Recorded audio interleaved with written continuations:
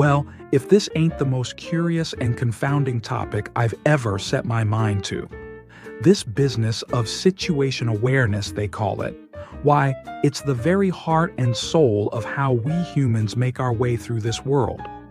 And mark my words, the limits and quirks of this situation awareness, they apply to every last one of us, no matter our trade or station. Now, let me see if I can put this in plain terms. Situation awareness.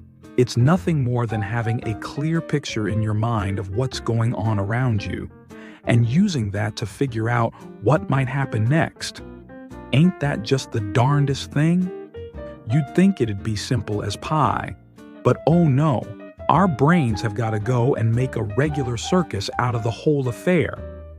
You see, that whole process of attention, perception, and judgment, it's got more cracks and pitfalls than an old barn foundation. And the trouble is, most folks don't even realize just how rickety the whole thing can be. Let's start with attention, shall we?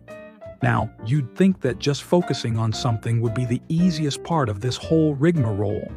But oh no, our brains have got a whole host of attention modes, each one more ornery than the last.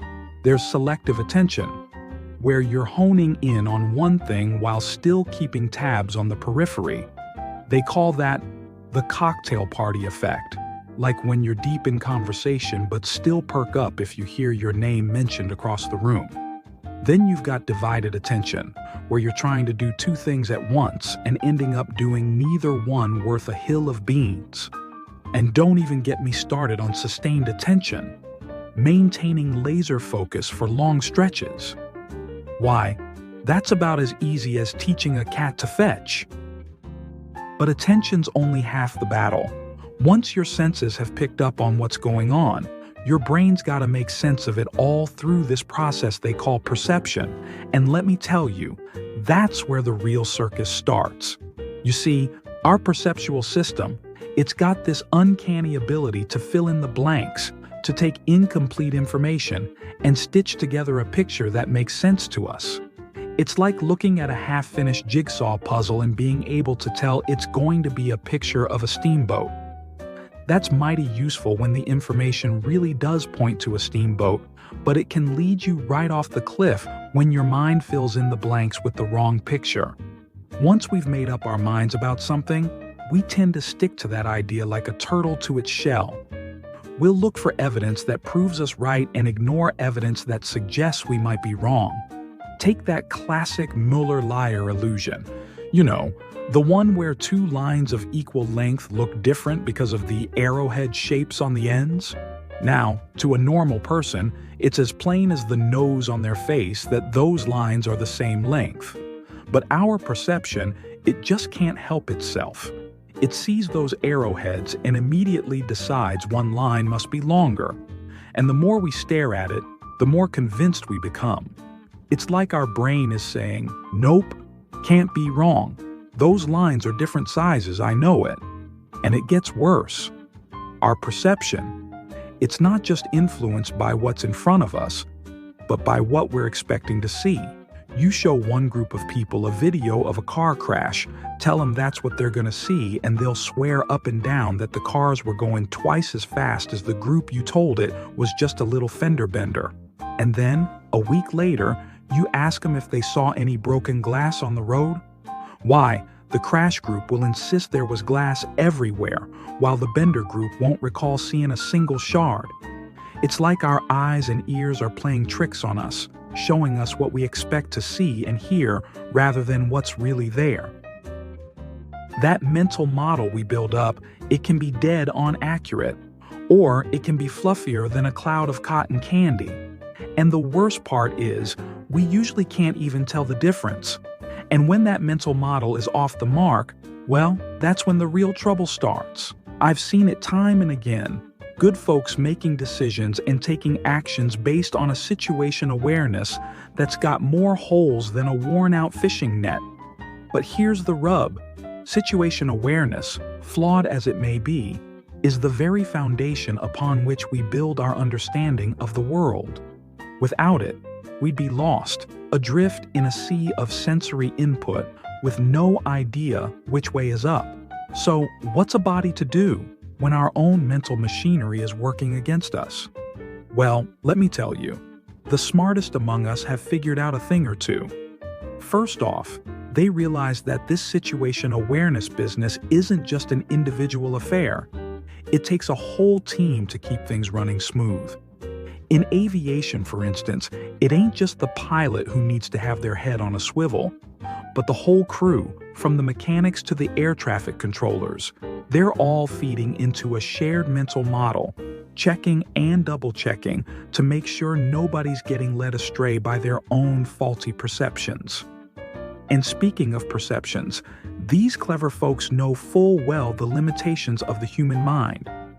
That's why they rely on tools and procedures to supplement their own gray matter. Manuals, checklists, written records, they're the backbones that shore up our shaky situation awareness.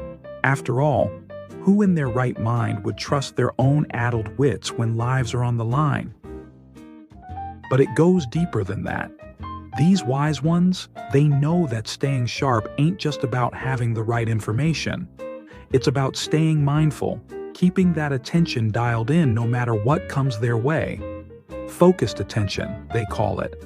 The ability to block out distractions and zero in on what matters most. And when that starts to waver, when fatigue or stress or plain old boredom starts to creep in, they've got tricks up their sleeves to keep themselves alert and aware. Take those radar operators, for instance.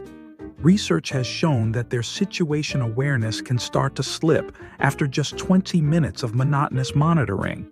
So they've learned to shake things up, to vary their tasks, and keep their senses engaged. And the maintenance crews? Why, they're masters of the coffee break, knowing full well that stepping away for a spell can recharge the old situation awareness batteries. But the real secret, the one that ties it all together, is something they call mental flexibility. You see, the truly savvy folks, they know that situation awareness ain't a static thing. It's a constantly evolving beast, with new information and changing circumstances demanding that we adapt our mental models on the fly. The pilot who stubbornly clings to his initial assessment of the weather, he's just begging for trouble. But the one who's constantly reevaluating, questioning his assumptions, staying open to the unexpected, that's the one who's going to bring his bird home safe and sound. And let me tell you, that mental flexibility, it's a skill that serves us well no matter our line of work.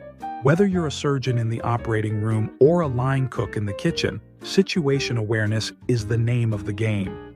Staying alert, perceiving the details, comprehending the bigger picture, and anticipating what might come next. It's the difference between performing your job like a well-oiled machine and ending up with a whole heap of hurt on your hands. Now, I know what you're thinking. This all sounds mighty fine in theory, but how in tarnation are we supposed to put it into practice? Well, let me tell you, it ain't always easy, but the rewards are worth the effort. Start by taking a good, hard look at your own situation awareness weaknesses. Are you the selective attention type, zoning in on one thing while missing the forest for the trees? Or maybe you're more of a divided attention offender, trying to juggle too many balls at once? Heck, you might even be one of them folks who just can't seem to stay focused for more than a few minutes at a time. Whatever your particular brand of situation awareness stumbling block, the first step is recognizing it. And then, well, you've got to put in the work to shore up those weak spots. Practice your focused attention. Train yourself to be more mindful of your surroundings. Learn to question your own assumptions instead of blindly accepting them. Because, make no mistake, situation awareness, it's the lifeblood of every endeavor we humans undertake.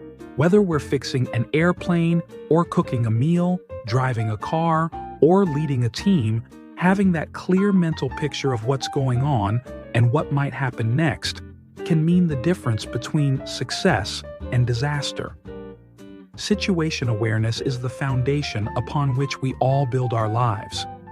And the sooner we all start paying attention to how our minds work, or don't work, as the case may be, the safer, smarter, and more successful we'll all be. Mark my words, it's a lesson worth learning, no matter your station or trade. After all, ain't none of us immune to the flaws and failings of our own human nature.